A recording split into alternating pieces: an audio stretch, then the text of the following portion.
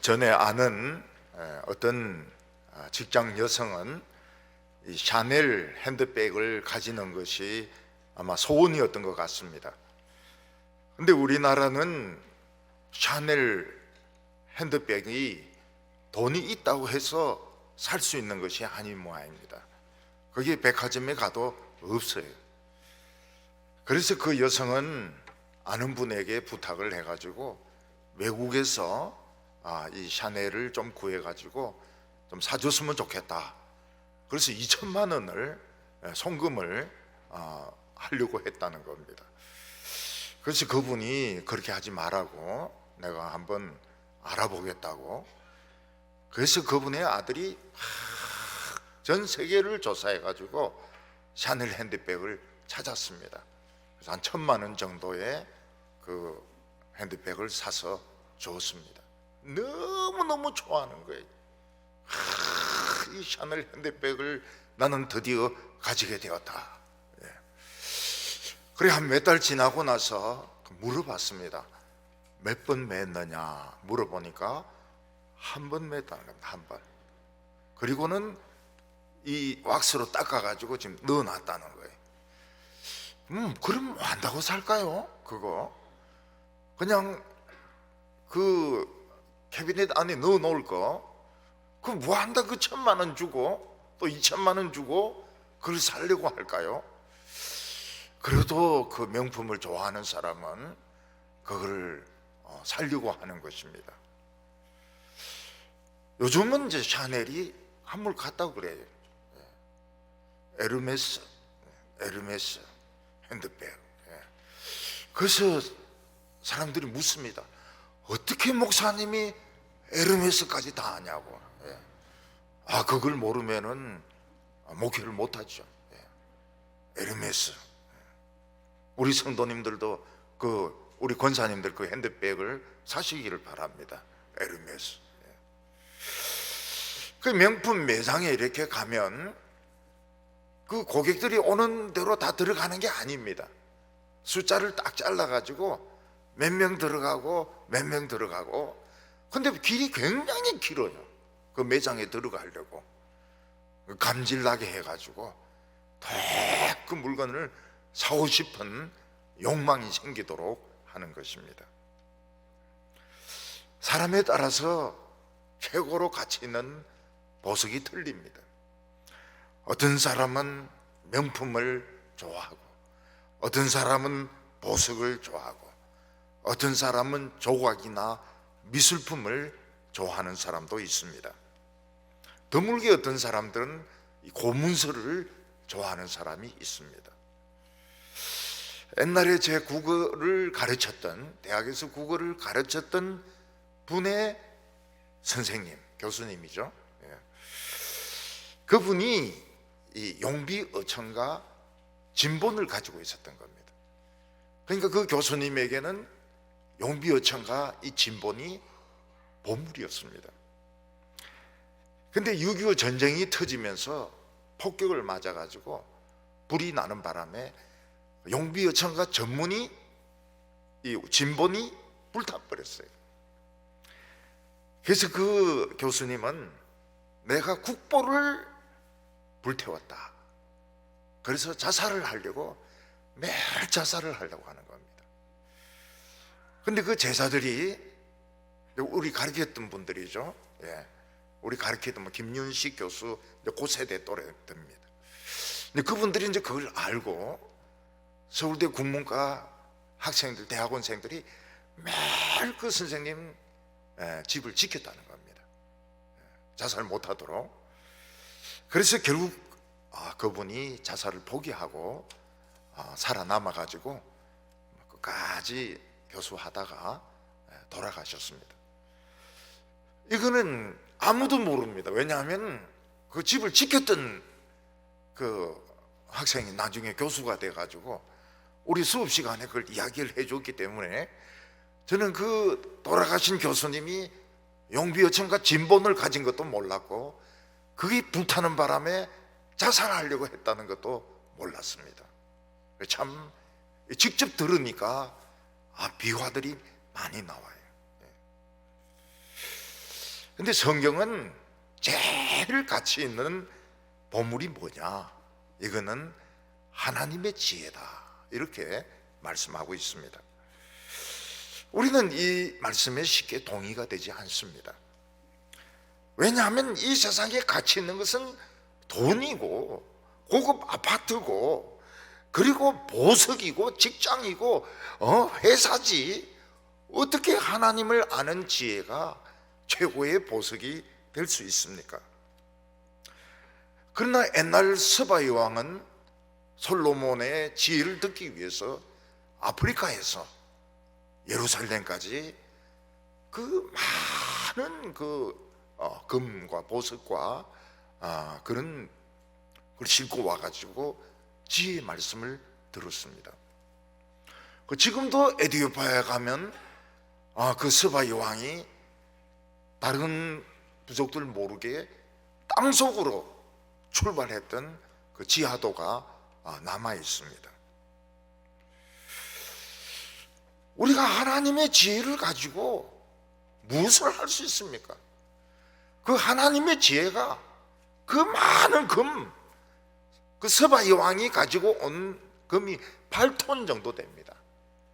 그 큰 대형 트럭 하나 정도의 금을 잔뜩 실어서 왔으니까 낙타로는 한 50마리 정도의 금을 실어 온 겁니다. 그런 가치가 있는가? 오늘 오후 예배 드리면서 이 예배에서 8톤에 해당되는 금을 헌금하면서 설교 말씀을 들을 가치가 있을까? 본전치기 아닐까? 이렇게 생각하는 분들이 있을 겁니다. 이 잠언이라고 하는 것은 훌륭한 사람들이 남긴 이런 명언들을 모은 것을 말합니다. 우리에게 익숙한 그런 명언들 중에서는 이 셰익스피어나 공자의 명언이 있습니다. 셰익스피어는 햄릿에서 뭐라고 말합니까? 사느냐 죽느냐 이것이 문제로다. 그래서 가끔 사람들이 그런 이야기를 합니다. 사느냐 죽느냐 이것이 문제로다. 그러니까 이 문제는 보통 문제가 아니고 정말 나의 생사를 결정하는 중요한 문제다, 그런 뜻입니다. 약한 자여 그대 이름은 여자로다, 이렇게 이야기를 합니다. 여성들은 연약하다는 뜻입니다. 요즘 여성들은 뭐라고 말합니까? 약한 자여 그대의 이름은 영감이로다, 이렇게 이야기합니다.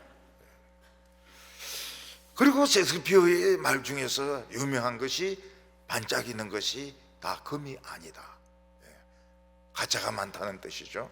반짝이는 것이 금이 다 아니다. 공자가 한 말 중에서 참 제 마음에 참 닿는 것이 뭔가 하면, 아침에 도를 들으면 저녁에 죽어도 좋다. 야, 참 어떻게 그런 말을 할 수 있을까요? 우리 아침에 설교에 은혜 받았습니다. 오전에? 오후에 죽는 사람 있습니까? 아무도 없어요. 근데 공자는 이 도의 가치를 얼마나 중요하게 생각했는지, 아침에 도를 들으면 저녁에 죽어도 좋다. 그만큼 이 도리, 인간의 도리, 공자가 말하는 인간의 도리는 인입니다. 인. 그러면 죽어도 좋다는 겁니다.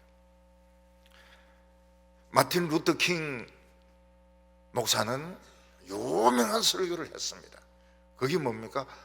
우리에게는 꿈이 있습니다.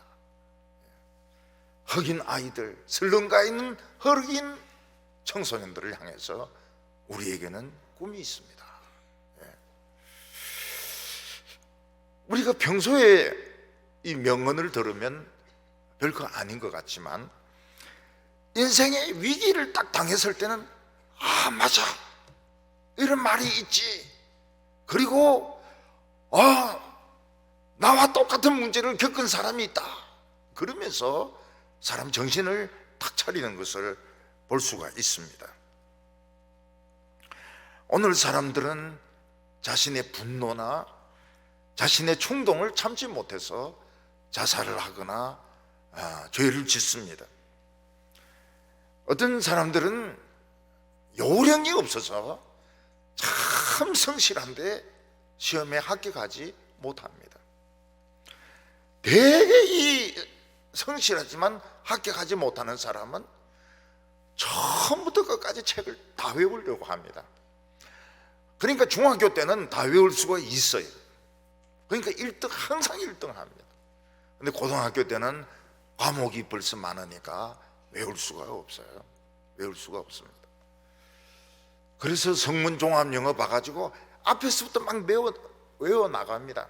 명사. 결국 명사만 공부해서 시험 치니까 붙을 수가 없어요. 왜냐하면 시험 문제는 뒤쪽에서 나오고 동사에서 나오거든요. 수학도 마찬가지입니다. 앞부분에서 합니다. 앞부분에서 달달달달 외웁니다. 근데 너무 철저히 하기 때문에 뒤에까지 공부를 못하는 거예요. 확률 통계 이런 데서 나오면 떨어져 버리는 겁니다. 서울대 문제를 이제 받아보니까 문법 같은 거 그냥 몇 문제 안 나와요.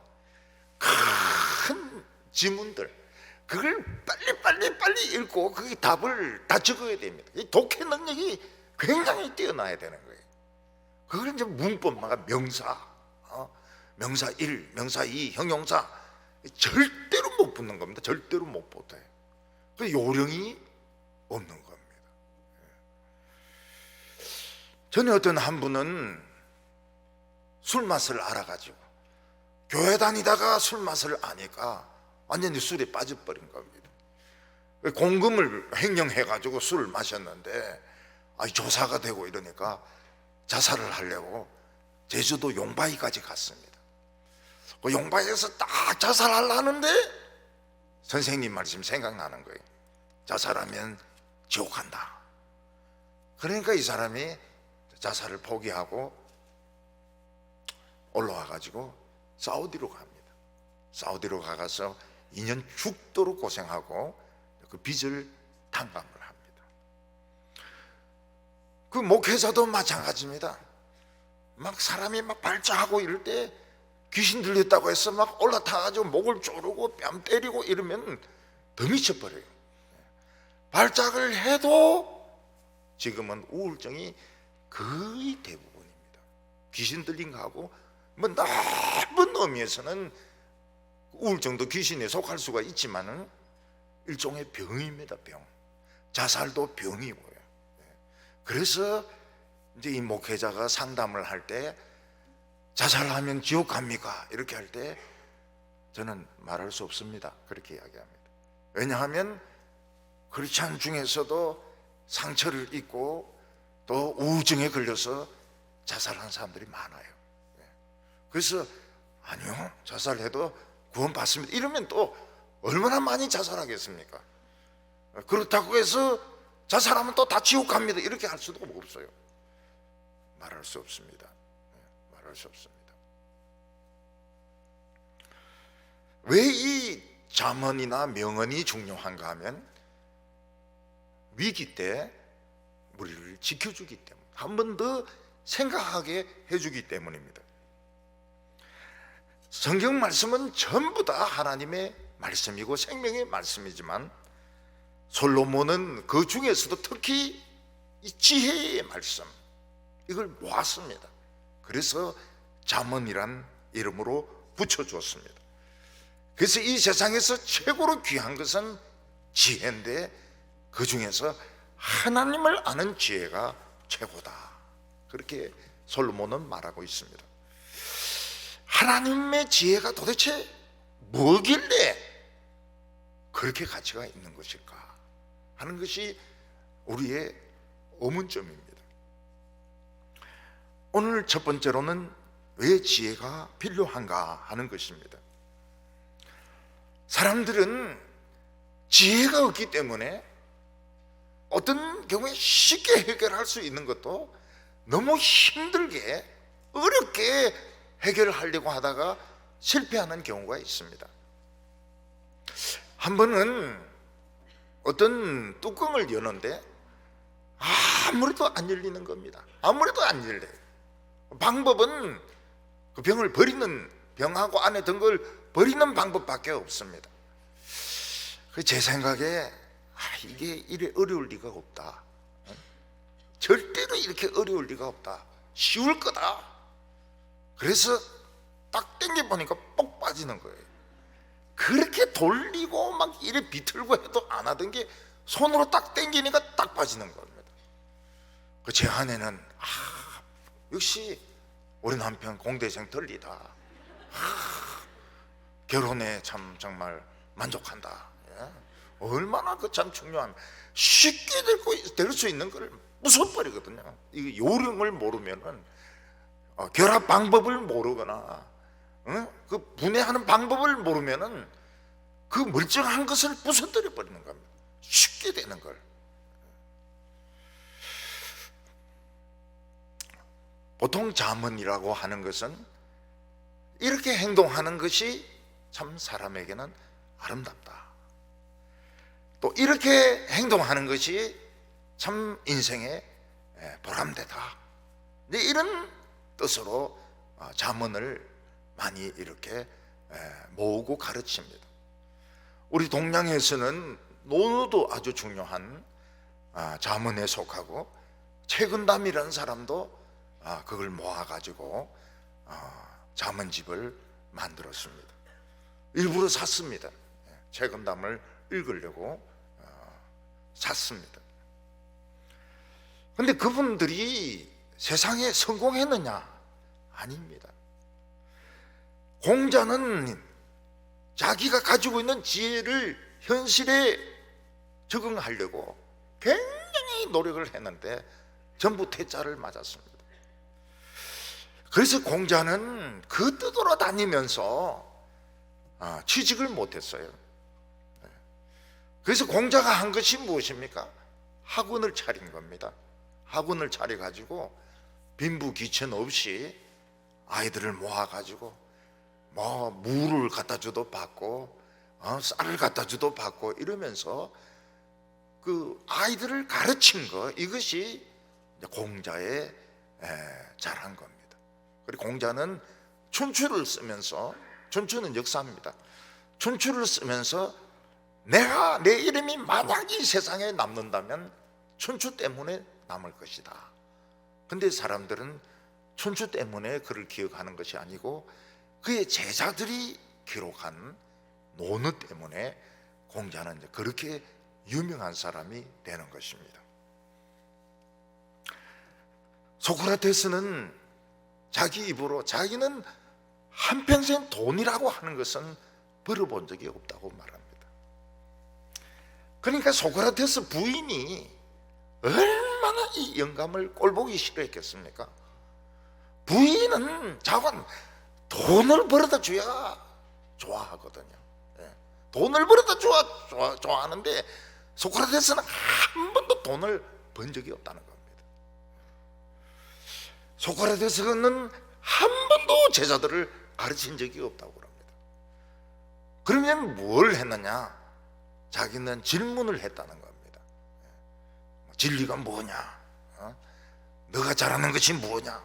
근데 이게 유명한 소크라테스의 산파술입니다. 소크라테스 어머니가 산파였는데 이 산파는 자기는 아기를 낳지 않습니다. 그렇지만 아기 낳는 것을 도와줍니다. 소크라테스는 자기는 사람들에게 가르치지 않지만 각자로 하여금 무엇이 바른 길인지 생각하도록 도와줬다, 이렇게 이야기합니다. 그래서 소크라테스 제자라고 주장한 사람 전부 엉터리입니다. 자기는 한 명의 제자도 안 길렀다는 겁니다. 질문만 던졌다는 겁니다. 소크라테스가 했다는 유명한 말, 내 자신을 알라. 그것도 소크라테스가 한 말이 아닙니다. 유명한 델포이 신전의 그 입구에 있는 그 글자가 내 자신을 알라 하는 그런 말인 것입니다.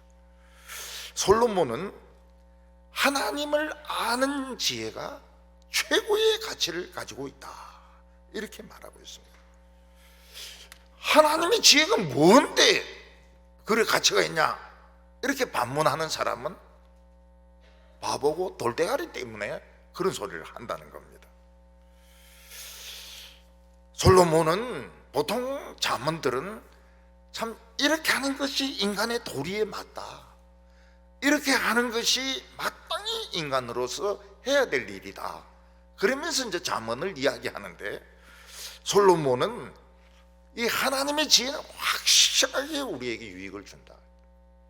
오늘 우리 설교를 들으면 오늘 확실하게 이익을 본다. 그걸 처음부터, 잠언 처음부터 그 이야기를 하고 있습니다. 이거는 이게 인간된 도리다, 이렇게 하는 것이 보기에 좋다, 이게 아니고 확실하게 유익을 얻는다, 이렇게 말하고 있습니다.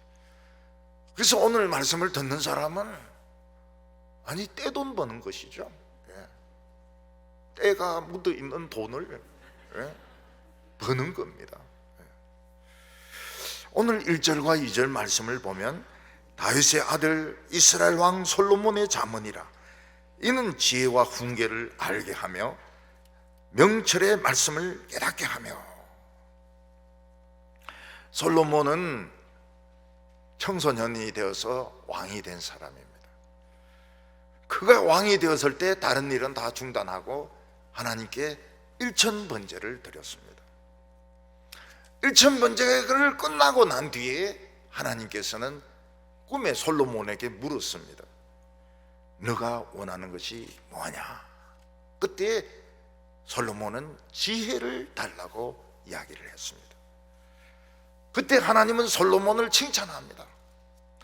네가 금이나 은이나 부자 되는 것이나 오래 사는 것이나 원수 갚는 것을 원하지 않고 지혜를 구했으니까 참 잘했다. 그래서 나는 너에게 지혜도 주고 금도 주고 은도 주고 명예도 주고 그리고 장수도 주고 모든 걸 다 주겠다고 하나님께서 약속하셨습니다. 거기서 알 수 있는 것이 무엇입니까? 하나님은 모든 축복을 다 주시는 분이십니다. 그런데 축복의 창고에 들어가는 열쇠가 무엇입니까? 이게 솔로몬이 기도했던 지혜인 겁니다. 지혜. 솔로몬은 하나님께 일천번제로 기도를 드렸고 축복의 창고에 들어갈 수 있는 지혜를 달라, 열쇠를 달라고 했습니다. 그런 것을 보면 야, 이 솔로몬이 진짜 똑똑한 사람이구나 하는 것을 알 수 있습니다. 예를 들어서 좋은 물건 하나 가지는 것이 낫습니까? 아니면 그게 꽉 차 있는 백화점에 열쇠를 받는 것이 낫습니까? 열쇠가 낫죠. 경상도 사람들은 열쇠를 뭐라고 말합니까? 쇳대라고 말합니다. 쇳대. 이 쇳대, 열쇠, 그 선물 하나 가지고 그거는 뭐 없어지지만 열면 안에 있는 거 다 가질 수 있거든요. 어린이 꿈이 뭡니까? 초콜릿 공장에 견학하는 것입니다. 초콜릿 공장에 견학을 가가지고 이 초콜릿 저 초콜릿 막 다 먹는 것입니다. 우리가 솔로몬의 이야기를 들으면 이 세상에 반짝이는 것이 다 금이 아니라는 것을 알 수 있습니다. 이 세상의 보물이 실제로는 재활용품이든지 아니면 쓰레기인 겁니다. 어떤 사람은 남이 써다가 버린 것을 좋은 물건이라 해가지고 집에 갖다 놓는 사람이 있습니다. 저도 그런 거 하나 갖다 놨어요. 책꽂이 하나 갖다 놨습니다. 근데 거기에는 막 붙어 있습니다. 이거는 폐기물입니다. 폐기물입니다. 이걸 막 붙어 있어요. 그거 떼려고 아무래도 안 떨어져요. 그래서 그냥 붙여놨어요. 붙여놓고 그냥 거기에 책 꽂아가지고 지금 쓰고 있습니다. 여기 보면 솔로몬의 이 지혜는, 이 하나님을 아는 지혜는 지혜와 훈계를 알게 한다. 오늘 이 지혜는 여러 가지 의미로 쓰이고 있습니다. 그때마다 의미가 틀립니다. 우리가 지혜라고 할 때, 여기서 지혜라고 할 때는 요령이라고 보면 좋습니다. 어떤 집에서 불이 났습니다. 근데 요령이 있는 사람은 자세를 낮추고 그리고 수건에 물을 묻혀가지고 그냥 기어가지고 빠져나옵니다. 근데 요령이 없는 사람은 그냥 구석에 숨어가지고 연기를 마시는데 결국 연기 때문에 죽습니다. 그게 뭐면 요령이 없는 겁니다. 요령이 없어요. 하나님의 지혜는 우리가 위기에 빠졌을 때 그 위기에서 벗어날 수 있는 방법을 가르쳐 줍니다. 그래서 사느냐 죽느냐 이것이 문제로다. 굉장히 중요한 지혜인 것입니다. 삼손은 하나님의 성령인 힘으로 임하는 전 세계 인류 역사에 딱 한 사람 있는 사람입니다. 삼손 같은 사람은 한 사람밖에 없습니다. 근데 삼손은 이 자상이 좋지 못했어요. 왜냐하면 너무 외롭게 큰 겁니다. 부모님은 늙으셨죠. 늙은 벌써 대화가 안 통합니다. 그리고 나시린이니까 포도도 못 먹죠. 포도주도 못 마시죠. 애들하고 막 놀지도 못하죠. 너무 외롭게 큰 거예요. 삼손은 외로웠어요. 그러니까 자기인데 잘해주는 들릴라라는 여자에게 빠지는 겁니다. 진짜 이 여자를 좋아해요. 삼손은 이방인 들릴라라는 여자를 진심으로 좋아합니다. 근데 이 여자는 진실하지가 않아요. 벌써 뇌물을 받고 삼손의 비밀을 알아캐내려고 지금 막 질문을 하고 있습니다. 그때 성경을 보면 삼손이 굉장히 괴로웠다고 말하고 있습니다. 이 여자가 매일 저녁에 사랑하면 내게 비밀을 이야기하세요. 힘이 어디서 나오는지 이야기해 주세요. 그래서 몇 번 거짓말 합니다. 그럼 여자가 막 울고 돌아지고, 그리고 당신 날 사랑하지 않는다고 이러니까 삼손이 굉장히 괴로웠다는 거예요. 삼손이 괴로웠을 때 어떻게 해야 됩니까? 미쳐야 됩니다. 뭐에 자꾸 묻는 거야 하면서 막 문을 부수고 소리 지르고, 그리고 막 기도하고 하나님 괴롭습니다 막 소리 지르고 이러면 아무리 들릴라라 해도 미친 남자는 싫습니다. 그래서 살 수 있는 거예요. 나중에 삼손이 살 때 어떻게 합니까? 그 기둥을 끌어안고 막 소리를 지릅니다. 내가 이놈들하고 죽기를 원하노라 그러면서 막 기둥을 쓰러뜨리니까 자기도 죽고 블레셋 귀족들도 다 죽습니다. 그러니까 어려운 위기가 오면 소리를 질러야 돼. 소리를 질러야 돼. 여성들은 밤에 누군가가 막 쫓아오면 막 소리를 질러야 됩니다. 소리를 질러야 돼. 강도야 하면서 막 살인범이야 하면서요. 여러분, 아무리 사나운 야생동물이라도 사냥꾼이 쳐놓은 덫은 못 봅니다. 늑대도 덫은 못 봐요. 곰도 덫을 못 보고 호랑이도 덫을 못 봅니다. 근데 한번 걸리면 빠져나올 수가 없어요. 늑대 중에서는 머리 좋은 늑대는 자기 다리를 물어가지고 다리를 끊어버립니다. 그래서 덫에서 풀려나는 늑대가 있기는 있습니다. 아무리 물고기가 IQ가 뛰어나다 하더라도 미끼가 있는 그 낚시 갈고리를 입에 물면 이거 도망 못 가요. 절대 도망 못 갑니다. 하나님의 지혜는 어떻습니까? 그걸 보게 합니다. 덫을 보게 합니다. 이건 덫이구나. 이거는 낚시 바늘이구나. 맛있는 미끼가 있지만 낚시 바늘이구나. 돈을 준다고 하지만 이 돈은 깨끗한 돈이 아니구나. 안 받아요. 그러니까 사는 것이죠.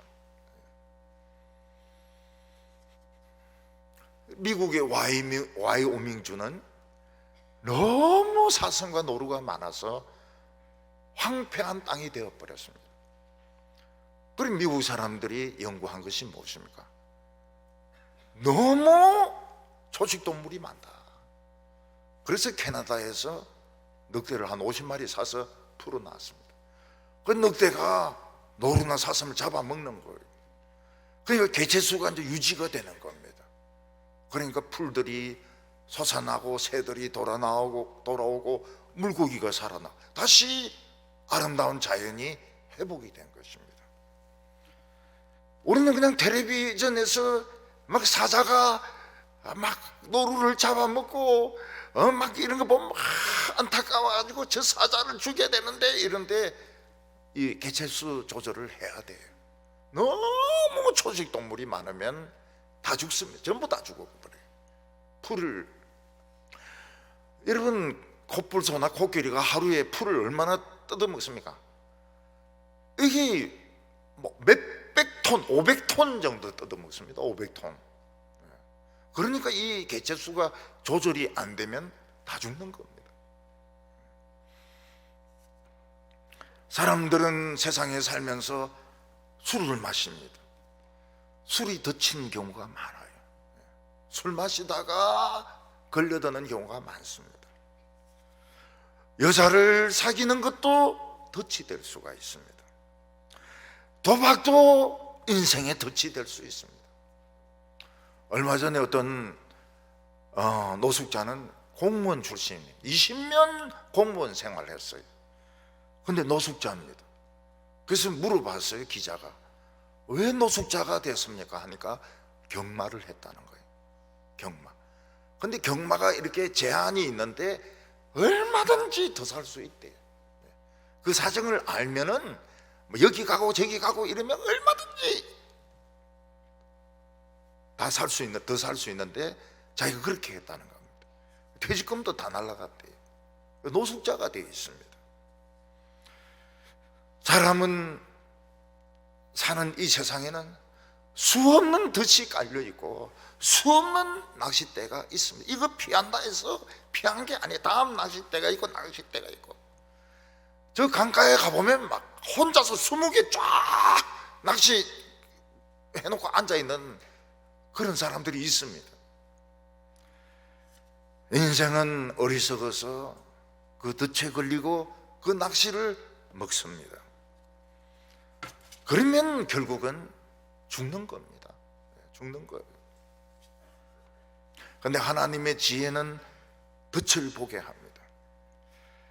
하나님의 말씀을 들으면은 낚시 바늘이 싫어져요. 그래서 사는 겁니다. 덫을 보고 낚시 바늘을 보기 때문에 사는 겁니다. 근데 머리 좋은 사람은 어떻게 합니까? 머리 좋은 사람은 그 죄도 아니고 죄일 수도 있는 경계선을 싹 걸어가는 게 그렇게 스릴이 있을 수가 없습니다. 아주 믿음이 있고 머리 나쁜 사람은 아예 멀리 하는데, 머리가 돌아가는 사람은 경계선을 걸어요. 죄일 수도 있고 아닐 수도 있고. 그러다가 날씨가 꾸무리한 날 딱 걸리는 겁니다. 좀 머리가 나빠야 돼요. 머리가 나빠야 이 덫이나 이 낚시 바늘에 안 걸리는 겁니다. 근데 뭐 고시 출신이고 뭐 이런 사람들 머리가 팽팽 돌아가지 않습니까? 그러니까 인생의 그 짜릿한 맛, 죄일 수도 있고 아닐 수도 있고 아슬아슬한 경계선을 걸어가는 것이 그렇게 스릴이 있습니다. 결국은 걸려요. 결국은 걸려요. 여기 훈계라고 하는 것은 디스플린, 훈련을 말합니다. 야단치는 것입니다. 어렸을 때 부모의 돈을 가지고 과자를 사면서 죄의식이 없어요. 어렸을 때는 죄의식이 없습니다. 남의 물건을 가져오는 거 죄의식이 없어요. 그러면 엄마가 막 벌을 서게 하고 따끔하게 야단을 치고 이렇게 하면 이건 나쁜 거구나.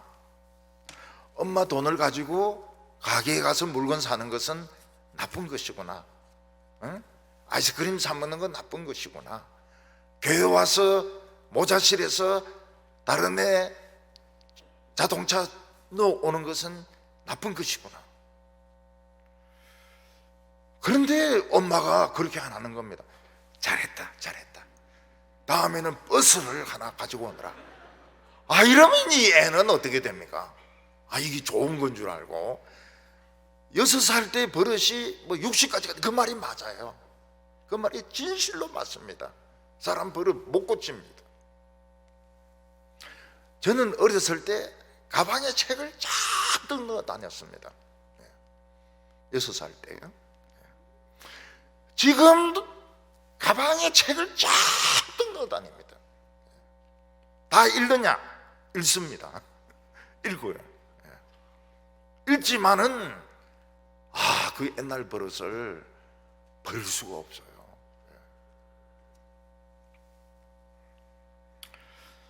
근데 이제 이 훈계를 할 때 적당하게 해야지, 너무 심하게 야단치면 역효과를 낼 수가 있습니다. 그래서 어렸을 때 별것도 아닌데 아버지에 너무 심하게 매를 맞고 집에서 쫓겨나가지고 나중에는 나쁜 대로 풀리는 사람이 있습니다. 지금 이제 돌아가셨으니까 말씀해도 되죠. 장로님이 말씀하시는데 그 아버지도 알고 그 아들도 알고, 아들이 그 이야기를 하는 겁니다. 우리 아버지 얼마나 엄했는지, 그냥 동생들하고 싸우면 뺄가벗기 가지고 겨울에 대문 밖으로 쫓아낸다는 거예요. 그게 기억이 지금도 난다는 거예요. 그런 것들은 좀 심한 것이죠. 저는 그 아버지 장로님이 저한테 잘 해줘가지고 저는 그분이 진짜 좋은 줄 알았어요. 근데 그 장로들 이 전국 총회 가니까 막 임원들 막 닦아 세우는데 막 우리 교회에서 보는 모습하고 틀리더라고요. 막 닦아 세워놓고 목사님 가십시다 이러는데 완전히 달라요. 완전히. 교회에서도 마찬가지입니다. 죄에 대해서 책망하고 경고하지 않으면 어떻게 됩니까? 교회를 우습게 알게 됩니다. 나중에 진짜 타락하게 돼요. 진짜 교회를 우습게 알게 됩니다. 명철의 말씀을 깨닫게 하며, 사람들은 바른 말씀을 들어야 되는데 자꾸 재미있는 이야기를 들으려고 합니다. 엉터리 이야기를 자꾸 들으려고 합니다. 거짓된 이야기를 자꾸 들으면 어떻게 됩니까? 결국은 거짓된 사람으로 발전하게 됩니다. 그 대개 삼촌이나 이런 사람들이 애들을 이제 안고 이제 막 이야기를 합니다. 막 이야기를 하는데 그냥 이야기를 하는 것이 아니고 남자애들 성기를 쪼물락쪼물락 하면서 이야기를 해요. 그 나중에 이놈들이 커가지고 동성애자들이 되는 겁니다. 그런 이야기 듣지 말아야죠. 근데 저는 많이 들었어요. 쪼물락쪼물락 하면서 말이죠.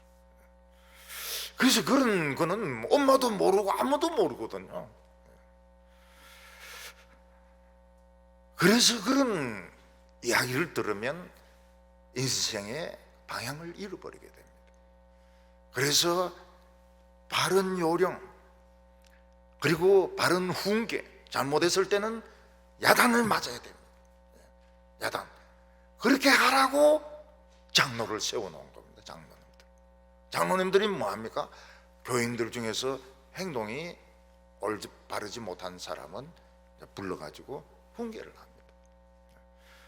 그리고 정말 성경의 이야기를 들어야지, 뭐 전설 따라 삼천리 이야기라든지 귀신 이야기라든지 이런 거 들으면은 이 인생이 삐뚤어지게 되는 겁니다. 진짜 빗자루 몽다리 귀신이 있는 줄 알고, 우리 어릴 때 보면 그렇게 하지 않습니까? 형들이 너 화장실에 가면 밑에서 귀신이 이렇게 손으로 엉덩이를 만진다. 그 애들이 밤에 화장실을 못 가거든. 그 다 거짓된 이야기죠. 거짓된 이야기. 자연 낙화한다, 이렇게 정직하게 가르쳐 줘야 됩니다. 두 번째는 하나님의 지혜는 따끔하다는 겁니다. 좀 아픕니다. 왜냐하면 우리는 울퉁불퉁하게 만들어진 대리석과 같습니다. 울퉁불퉁한 대리석은 좋긴 좋지만은 이거는 작품이 아닙니다. 근데 미켈란젤로가 이걸 맡으면 데이비드상, 다윗상을 만듭니다. 다윗상 크기가 5m입니다. 5m. 완전히 균형이 잡혀 있습니다. 섬세하게 조각이 되어 있습니다. 걸작품 중에 걸작품이죠. 나체로 물맷돌을 딱 어깨에 메고 있는데 걸작품 중에 걸작품입니다. 피에타가 뭡니까? 마리아가 십자가에 달린 예수를 품에 안는 겁니다. 시체를 내려가지고 품에 안는 걸 피에타라고 합니다. 미켈란젤로의 이 피에타도 유명합니다. 피에타. 그림은 천정에 있는 천지창조가 그게 유명하지만은 조각으로는 데이비드, 피에타, 이게 아주 유명합니다. 우리 속담에 모난 돌이 정을 맞는다. 너무 행동을 특이하게 하면 결국은 공격을 당하게 되어 있는 겁니다. 3절에 지혜롭게, 공의롭게, 정의롭게, 정직하게 행할 일에 대하여 훈계를 받게 하며 어리석은 자를 슬기롭게 하며 젊은 자에게 지식과 근신함을 주기 위한 것이니. 여기 지혜롭다고 하는 것은 똑똑한 것을 말합니다. 하나님의 지혜는 우리를 뛰어나게 만듭니다. 하나님의 지혜를 가지지 못한 사람은 공부를 하긴 하는데 걱정을 합니다. 그래서 계속 맴돌아요. 도서관에 가면 독서실에서 공부합니다. 1시간 공부하고 라면 끓여 먹고 2시간 이야기를 합니다. 그러니까 진도가 나갈 수가 없는 것이죠. 근데 하나님의 말씀을 들은 사람은 이게 옳다 싶으면은 길을 찾아서 나갑니다. 하나님의 말씀을 들은 사람은 어떤 문으로 들어갑니까? 좁은 문으로 들어갑니다.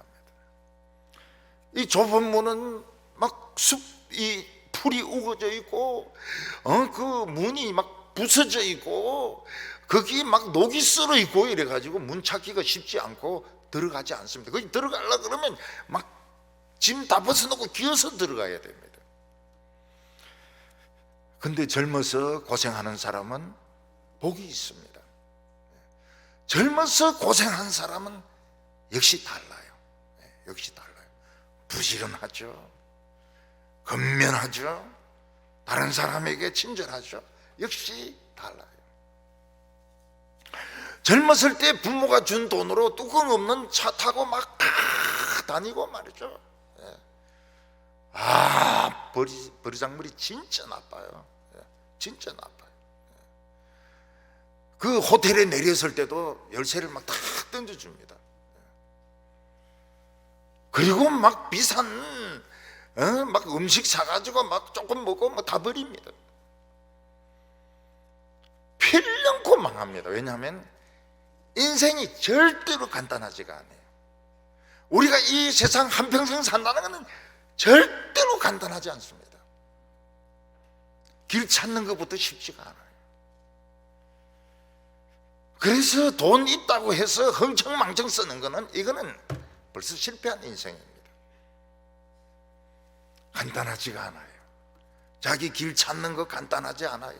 성공하는 거 간단하지가 않아요. 공의롭게 하는 것은 정의로운 것을, 정의는 또 뒤에 나옵니다. 공의롭게 정의로운 것. 정의가 얼마나 멋있습니까? 근데 높은 자리에 올라가면 자리에서 쫓겨나지 않으려고 알아서 깁니다. 알아서 겨요. 높은 사람이 뭘 원한다는 걸 알고 알아서 막 기는 거예요. 전 국민은 욕합니다. 미워합니다. 그런데 장관직은 유지하고 싶지요. 공의롭지가 않아요. 우리나라 같은 경우에 공의로우면 어떻게 됩니까? 당장 장관 못 날라갑니다. 장관 안 해야죠. 별 4개 안 달아야죠. 다니엘은 왕이 3번 바뀝니다. 나라가 바뀝니다. 그래도 총리직을 가지고 있습니다.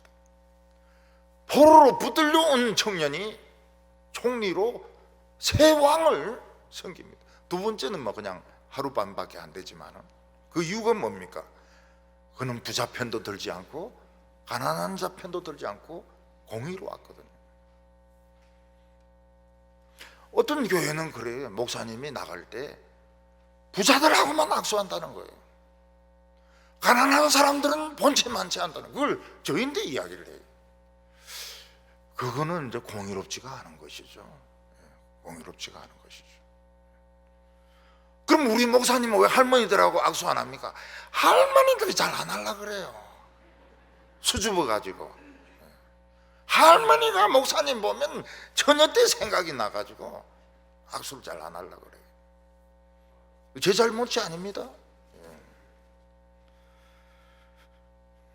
정의롭게, 이 공의롭게 다음에 이제 정의롭게 나오는데, 이거는 사심이나 다른 사람의 눈치를 보지 않고 정당하게 일을 하는 것입니다. 목사가 자기 아들에게 교회를 물려주는 것은 교회를 도둑질하는 것입니다.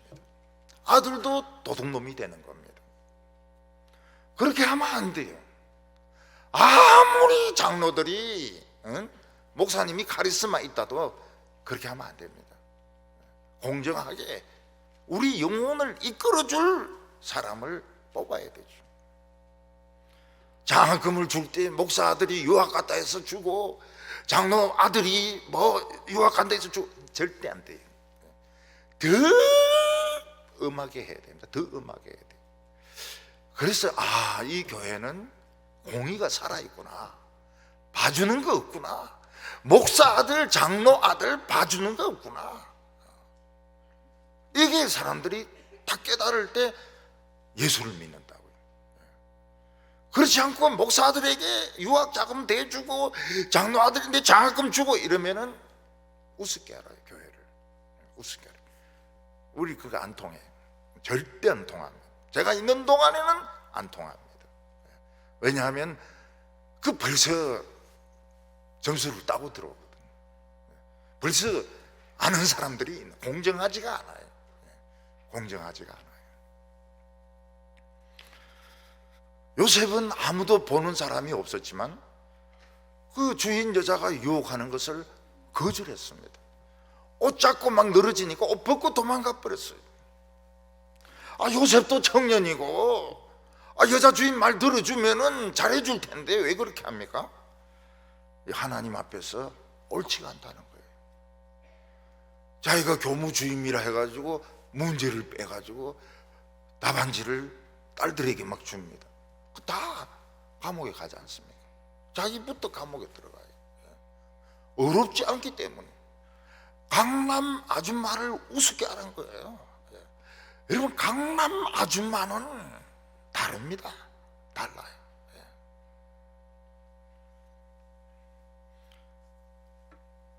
바보들 중에 바보가 뭡니까? 자기가 학년이 높고 운동을 먼저 해대가지고 후배들 기합 주고 때리고 막 심부름 시키고, 그게 학폭 아닙니까? 요즘 학폭에 걸리면은 선수생활 못해. 아무리 잘해도 학폭에 걸리면은 이거는 그만둬야 됩니다. 그러니까 후배들인데 자기 밑에 있는 사람들에게 못된 말 하고요. 앞으로는 이제 군폭이 나옵니다. 군폭. 군대에 있을 때 스님이 후배들 밤에 불러가지고 때리고 막 보초설하고 지는 자고 나중에 이제 군폭이 나와요. 군폭이. 어떤 사람이 자기 군대 가니까 좀 늦게 갔죠. 10살 어린 놈이 막 욕을 퍼붓고 막 그러더라는 거예요. 그래서 엄청 기분이 나빴죠. 회사에 가보니까 그 놈이 지 밑에 들어오는 겁니다. 잘해주겠습니까? 죽여놓지요. 죽여놔요. 야, 이게 서류야. 집어 던지고 머리 때리고 그만두는 게 나아요. 10살 높으면은 형도 큰 형이거든요. 큰 형. 아무리 군대지만은 큰형이거든요. 그 교도소도 구치소도 보니까 서울구치소는 몇 번 일이 안 한다는 겁니다. 그냥 대법원장님, 또 무슨 의원님, 대통령님 이렇게 한다는 거예요. 원래 구치소에서는 번호 부르게 돼 있지만은 서울구치소는 워낙 높은 사람들이 많이 오니까 그래 안 한대요. 어떤 분은 유년부 학생이 있어가지고 잘해 주었습니다. 그 나중에 자기가 이제 암에 걸려가지고 수술을 하는데 나중에 집도 의사가 그 꼬망인 거예요. 어느새 커가지고 의대를 졸업해가지고 의사가 된 겁니다. 그 자기를 가르쳐 주시고 자기에게 잘해줬던 그 선생님 수술을 얼만큼 정성껏 하는지 몰라요. 살려내는 겁니다. 근데 옛날에 나를 막 패고 욕하고 이랬던 사람이 암수술한다. 내장을 없애버립니다. 내장이 없어져 버려요. 그리고 안에 막 가위도 하나 넣어놓고 말이죠. 가재도 넣어놓고 말이죠. 어떤 사람은 수술했는데 수술한 거가 전부 염증이 생겼다는 거예요. 그래서 다시 다 잘라가 수술한데 그게 진짜 아프더란 거예요. 그래서 이 의사가 괴롭힐 수 있는 방법은 얼마든지 있습니다. 검사 또 하고 또 하고 MRI 100만 원, 그 다음 또 100만 원, 그 다음에 페트 100만 원, 완전히 그냥 조질 수 있는 거예요. 그래서 사람의 운명은 변하고 변합니다.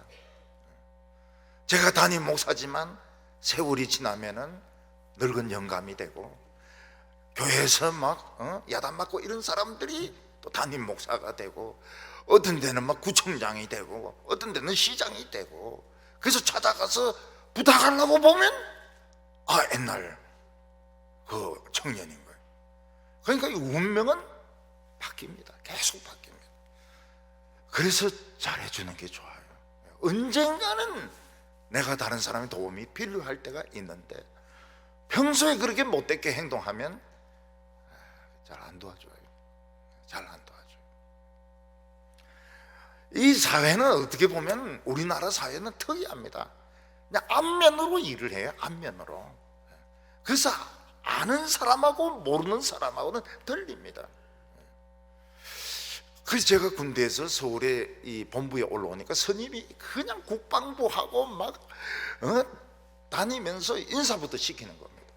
인사 한 번 한 사람이 서류 가져오는 거하고 한 번도 인사 안 하고 서류 가져오는 거하고는 달라요. 보지도 않고 서랍에 넣어버립니다. 인사한 사람은 어떻게 하든지 도와주려고 하죠. 도와주려고 하니까 일이 되는 겁니다. 그래서 처음부터 인사하는 데서부터 공부가 시작입니다. 그 박사 논문 보면 처음에 억날리지먼트가 이 감사거든요. 감사.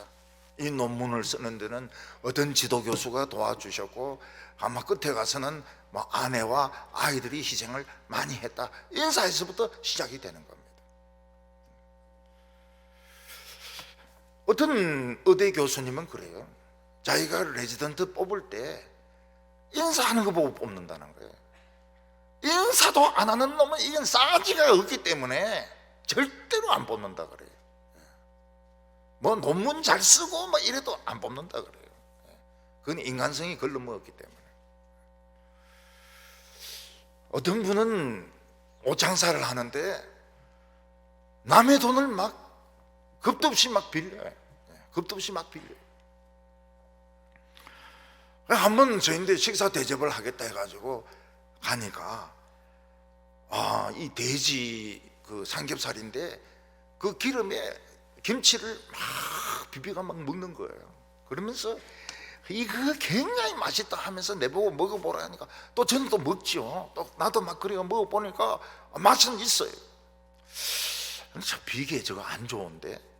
근데 얼마 뒤에 이 사람이 동맥경화증으로 죽습니다. 그 비계를 김치에다 막 비벼가 먹고 말이죠. 돈도 남의 돈 빌리는가 겁을 안 내고 말이죠. 동맥경화증으로 그냥 죽어버려요. 세상은 절대로 간단하지 않습니다. 그래서 원칙적으로 하지 않으면 결국은 얼음판에서 깨지고 절벽에서 떨어지게 되어 있습니다. 바른 길 가면서 프라이드를 가지고, 바른 길 가면서 요령이 있고 친절하고 똑똑하고 이래야 살아남는 것이죠. 하나님의 지혜는 어리석은 자를 슬기롭게 한다, 이렇게 말하고 있습니다. 어리석다는 것은 어리벙벙한 것이죠. 아무것도 모르는데 교회는 열심히 다니는 거예요. 그 세월이 지난 후에 보니까 굉장히 똑똑해져 있어요. 왜 똑똑해져 있을까? 어리벙벙하던 애가 하나님이 지혜를 가르쳐 준 겁니다. 젊은 자에게 건신함을 주기 위해서며, 사람은 어렸을 때 예수 믿는 게 최고로 좋습니다. 유년부, 유치부, 조금 늦으면 중고등부, 그때가 제일 좋아요. 바이올린도 보면은 고등학교 늦다 그러잖아요. 피아노도 늦다 그러잖아요. 유치부 때부터 머리가 말랑말랑할 때, 그때부터는 막 가르쳐 줘야 이 애가 잘 받아들여서 실력이 좋아지지. 벌써 이제 중고등학생, 대학생 되면 머리가 굳어지거든요. 자기 방법을 못 바꿔요. 안 되는 겁니다. 아무리 이야기해도 바꿔지지가 않아요. 그래서 결국은 실패하는 겁니다. 어떤 남편은 다른 사람 앞에서 막 큰 소리 칩니다. 좋은 자리에 있기 때문에. 집에 가보면 어떻습니까? 부인이 중풍에 걸려가 10년째 대소변을 받아내고 있는 거예요. 그런 분을 몇 번 봤습니다. 그러니까 이게 밖에서 큰 소리 치는 게 이게 좋은 게 아니에요. 집에 한번 가보면은 비참한 겁니다. 비참한 거. 지식이라고 하는 것은 좁은 문으로 들어가는 것입니다. 예수님께서는 넓은 문은 많은 사람이 간다고 했습니다. 그래서 예수 믿으면서도 많은 사람이 가는 길은 가지 말아야 돼요. 많은 사람이 강사로 초빙하고 막 텔레비전에 뜨고 그런 사람은 들으면 안 돼요. 그거는 멸망으로 가는 길입니다. 요즘은 목사들이 언어가 얼마나 험악해졌는지 그냥 사람들이 쓰지 않는 욕을 막 해요. 진리를 왜 그런 식으로 이야기합니까? 진리도 아니.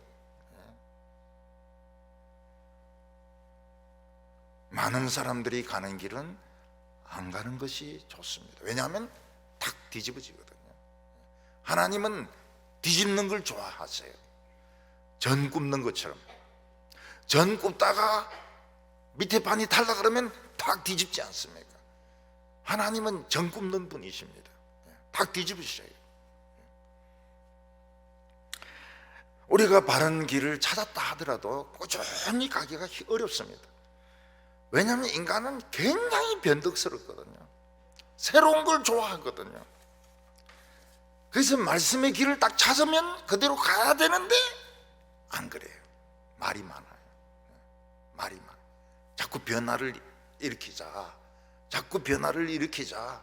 새로운 것을 받아들이자. 그래서 근신하는 게 어려워요. 길을 찾기 전에는 막 찾아야 됩니다. 찾고 난 뒤에는 꾸준하게 가야 됩니다. 이게 어렵습니다.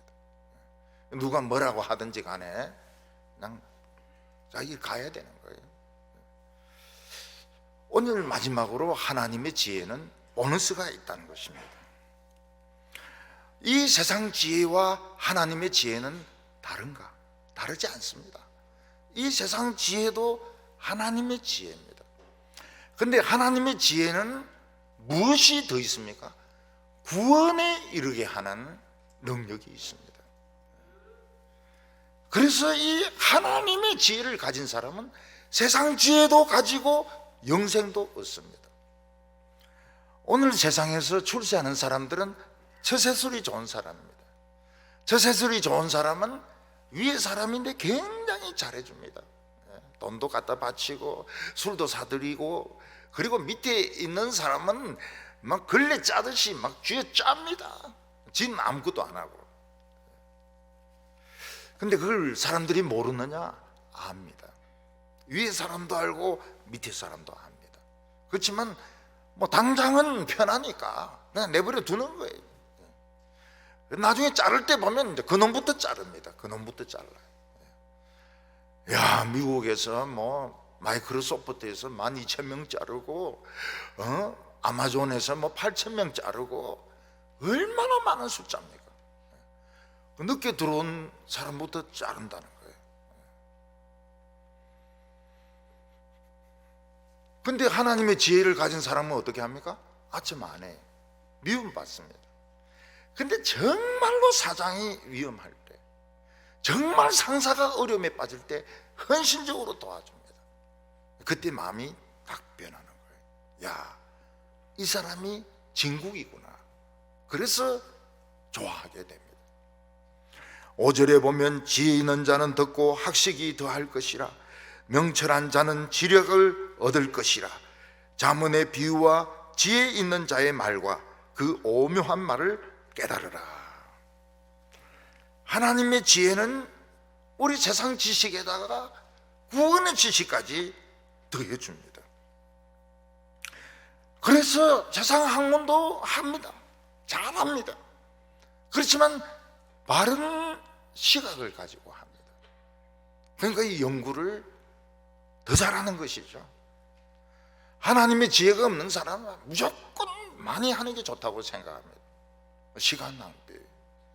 전에 저는 어떤 사람 이력서를 봤는데 석사 학위만 4개인가 5개 가지고 있습니다.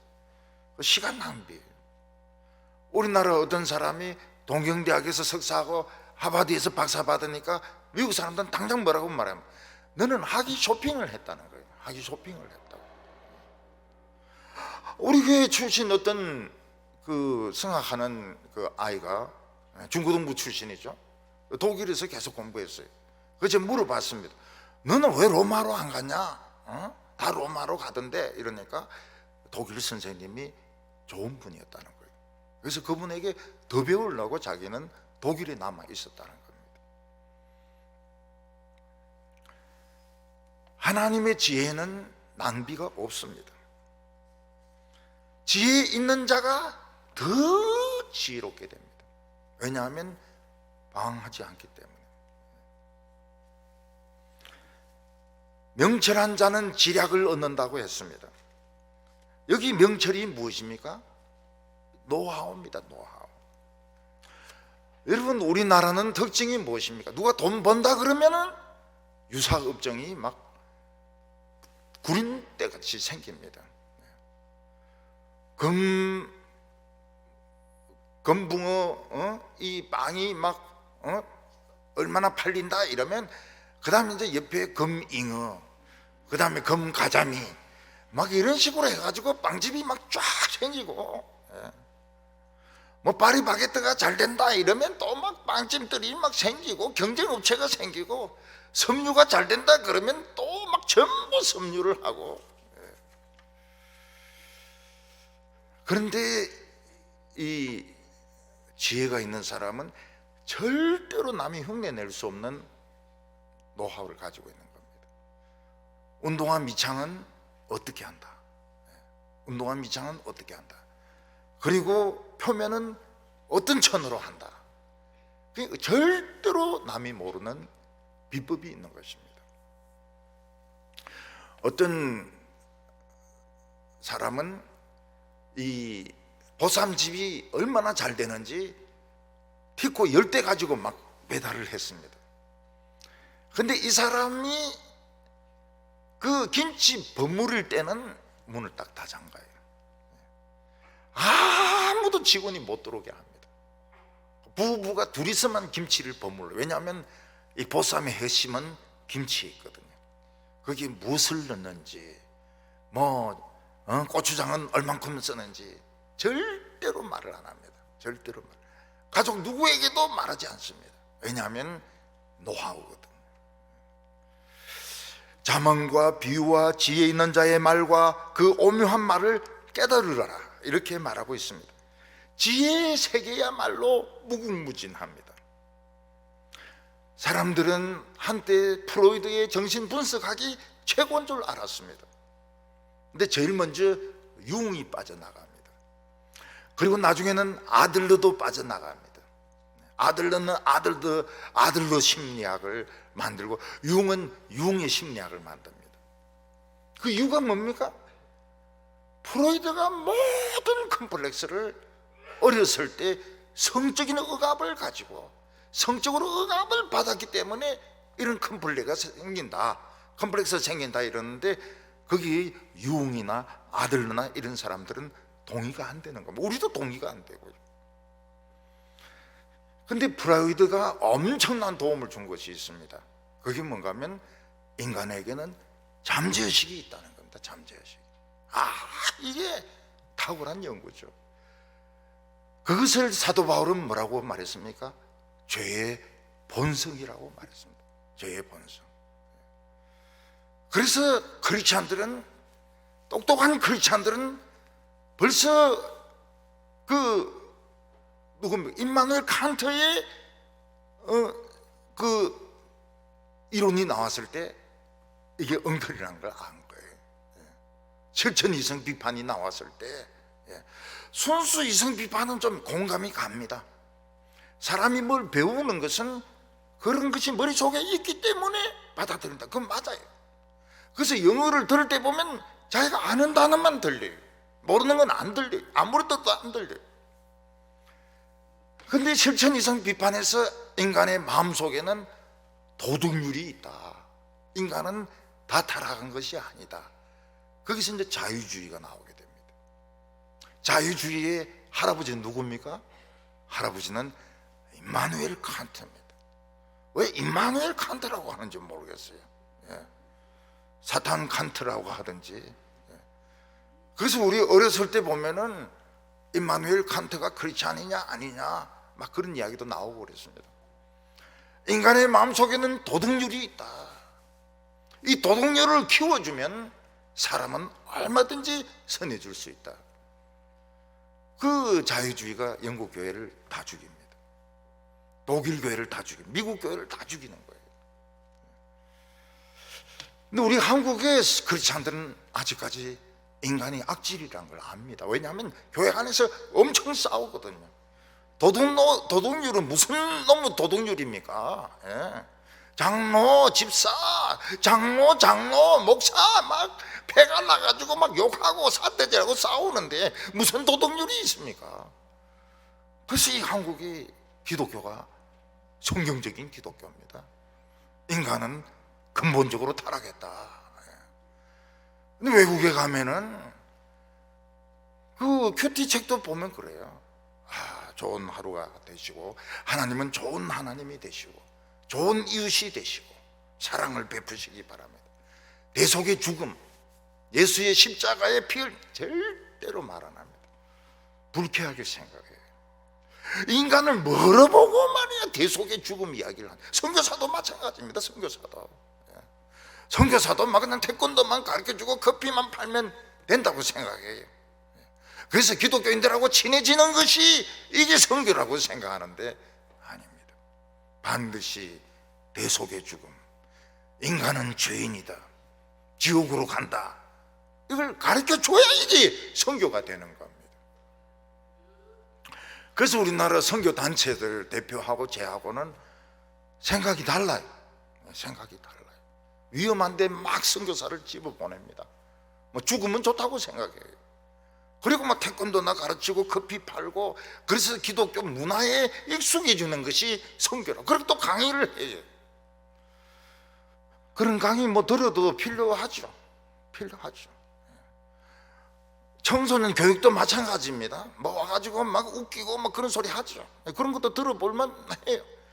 저는 요즘 그런 책들 많이 봅니다. 주로 자유주의자들 책들, 다른 사람들 책들 읽으니까 도움되는 게 많아요.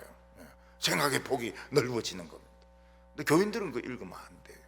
왜냐하면 그건 진실이 아니니까요. 사도 바울은 오라 나는 공고한 자로다, 이 사망의 몸에서 누가 나를 건져내랴, 그렇게 이야기했습니다. 인간의 정신세계는 굉장히 복잡합니다. 정신세계.